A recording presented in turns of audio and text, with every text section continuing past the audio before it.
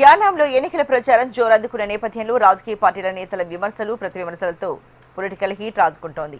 ఈసారి కూడా అత్యధిక మెజార్టీతో గెలిపిస్తారని యానాం కాంగ్రెస్ అభ్యర్థి గొల్లపల్లి శ్రీనివాస్ అశోక్ ధీమాను వ్యక్తం చేస్తున్నారు. నియంత పాలన, స్వేచ్ఛ, స్వాతంత్ర్యం మధ్య యానాం ఎన్నికలు జరుగుతున్నాయని స్థానిక ప్రజలు తనను ఆదరిస్తున్నారని అన్నారు.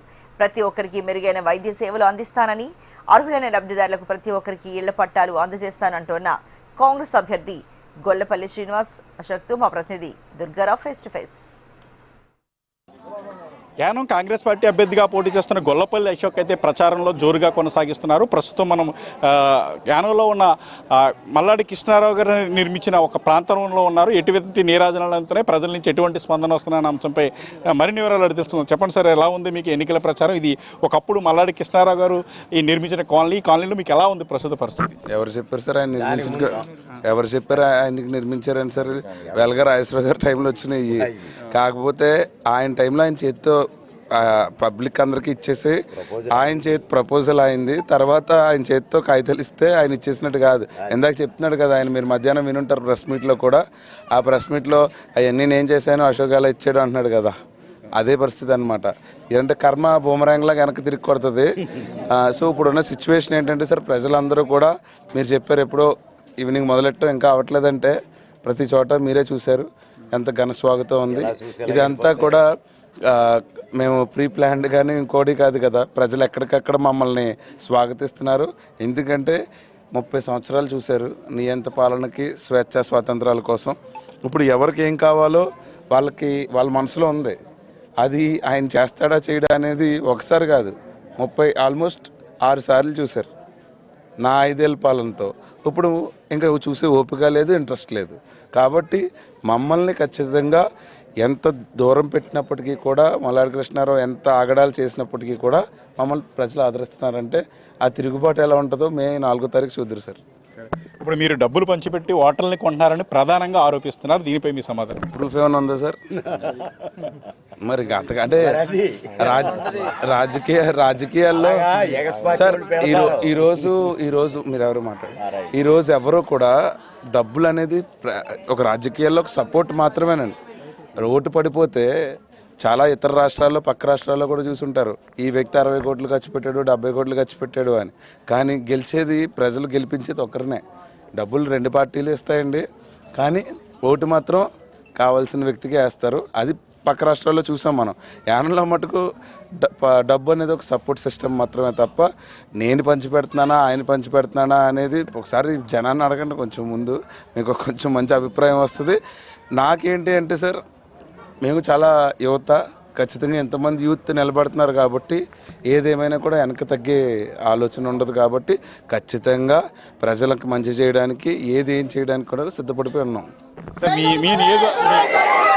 మీ నియోజకవర్గాల్లో బీసీ సామాజిక వర్గం, ఎస్సీ సామాజిక వర్గం ఎక్కువగా ఉంది. మీరు నెగ్గితే ఏం చేస్తారు ఫ్యూచర్ల వల్ల? అంటే మేము ఎప్పుడు అలా విడదీసి చూడలేదు సార్. అందరూ కలిపేదిద్దాం అనుకుంటున్నాం. కులం లేదు, మతం లేదు, ప్రతి ఒక్కరూ కలిసి ఉందామని చెప్పి ముందు అలాగే ఉండిస్తారు. ఈయన వచ్చి ముందు వరకు అటువంటి పరిస్థితులే. ఇక్కడ ఏంటంటే ఇప్పుడు ఒక కాలనీ ఒక కులం, ఇంకో ఊరు ఒక కులం, ఇంకొక ఏరియా ఒక కులం, అలా విడదీసేసి పాలించారు ఈయన. వీళ్ళు మనకు ఓటేసినా అందులో 10 మంది వేయకపోతే నాకెప్పుడు వేసారు అంటారు. అటువంటి పరిస్థితులు చూశారు యానంలో. ఈయనకు ఓటేసారు అని చెప్పి ప్రూవ్ చేసుకోవడానికి 25 ఏళ్ళు పట్టింది చాలామందికి. సో ఇప్పుడు అలాంటిది కాదు సార్. మా పరిస్థితి, మా పాలన ఎలా ఉంటుందంటే స్వేచ్ఛా స్వాతంత్రాలతో ఓటు వేసినా చేస్తాం, ఓటు వేయకపోయినా కూడా మంచి చేస్తాం. దాంట్లో కులం లేదు, మతం లేదు. మహిళలకి ఏమైనా పథకాలు ఏమైనా తీసుకొస్తారా మీరు నెక్స్ట్? ఖచ్చితంగా సార్. కాంగ్రెస్ మేనిఫెస్టో ఉంటుంది. ఇప్పుడు ప్రజలకు కావాల్సిన మేనిఫెస్టోలో వాళ్ళు కాంగ్రెస్ పెట్టే ఉన్నాయి. మేమైతే ఆల్రెడీ నేను నా తరపు నుంచి 10 acres ల్యాండ్, 9.5 acres ల్యాండ్ నేను కొనడం జరిగింది. అది నా తరపు నుంచి 659 ఎన్నో పట్టాలు వచ్చినాయి. అవి ఖచ్చితంగా నా తరపు నుంచి గవర్నమెంట్కి రిజిస్ట్రేషన్ చేసి వాళ్ళకి పట్టాలు అందించే బాధ్యత నాది. అదేవిధంగా గవర్నమెంట్ ల్యాండ్ ఉంది. ఇప్పుడు మనం ఎక్కడే ఉన్నాం, ఇక్కడ ఒక 2 ఎకరాలు ఉంది. అలాగే గవర్నమెంట్ ల్యాండ్ చుట్టూరు ఉన్నాయి. అవి కూడా మేము ఖచ్చితంగా గవర్నమెంట్ నుంచి వచ్చి అవి ఎలా వస్తాయి, ఎలా చేయాలి, ప్రజలకు ఇప్పుడు ఏంటంటే లేట్ అయిపోయింది కాబట్టి మేము వచ్చిన పాలనలో 5 ఏళ్ళలో అది కూడా లోన్స్, స్లమ్ క్లియరెన్స్ నుంచి కానీ, ఏడీ వెల్ఫేర్ నుంచి కానీ, లేకపోతే ఇతర డిపార్ట్మెంట్స్ నుంచి అవి కూడా వాళ్ళే కన్స్ట్రక్షన్ చేసి ఇచ్చేసేలా మొదటి 6 నెలల్లో మేము 100% తీసుకొస్తాం. ఎందుకంటే ప్రజలకి ఏదైనా కూడా బలంగా ఇంకా వాళ్ళ ఓపికకి వాళ్ళ బాధల్ని చూస్తే కొత్తగా చాలా మేము ఒక నైట్లో ఇది ఒక్కొక్కరికి పట్టా ఇవ్వాలంటే చాలా కష్టం కాబట్టి ఒకేసారి అది 500 మందికి 600 మందికి ఫేజ్ 1 ఫేజ్ 2 తరపున మేము చేసేస్తామండి. సరే, మనతో పాటు యానం కాంగ్రెస్ పార్టీ అధ్యక్షులు మనతో పాటు అందుబాటులో ఉన్నారు. ఎలా ఉంది సార్, మీరు ఆయనతో పాటు ఇంటింటికి ప్రచారం చేస్తున్నారు, ఈ విధంగా అనిపిస్తుంది? సార్ నాకు చాలా బాగా హ్యాపీ అనిపిస్తుంది. ఎందుకంటే ప్రతి ఒక్కరు కూడా మీరు నెగ్గేసారి వెళ్ళిపోండి అని చెప్తుండే ఇన్ని రోజులు కృష్ణారావు 25 సంవత్సరాలు చేసింది ఏమీ లేదని వీళ్ళ మాటల ద్వారానే అర్థమవుతుందండి. ఎందుకంటే నిజంగా కనుక ఆయన 25 సంవత్సరాలు చేస్తుంటే ఇంత ఆదరణ మీకు కనపడదు కదా. ఆయన నిజంగా 25 సంవత్సరాలు చాలా అద్భుతంగా చేస్తుంటే 25 సంవత్సరాలు ఆయన నిజంగా మంచి అభివృద్ధి చేసేసి ఉంటే ఇంత ఆదరణ ఉండదు. ఎందుకంటే జనాలు చాలా విశ్వాసంగానే గుర్తుపెట్టుకుని ఉంటారు. ఈ రోజు ఇక్కడ ఉన్న ఇల్లులన్నీ కూడా మల్లాడి కృష్ణారావు ఇవ్వలేదండి, కాంగ్రెస్ పార్టీ ఇచ్చిందండి. ఇక్కడ ఉన్న ప్రతి ఒక్కరికి కూడా కాంగ్రెస్లో ఉండగానే ఇల్లులు వచ్చినాయండి ఇవి ఎలగ రాజేశ్వరరావు గారి ద్వారా.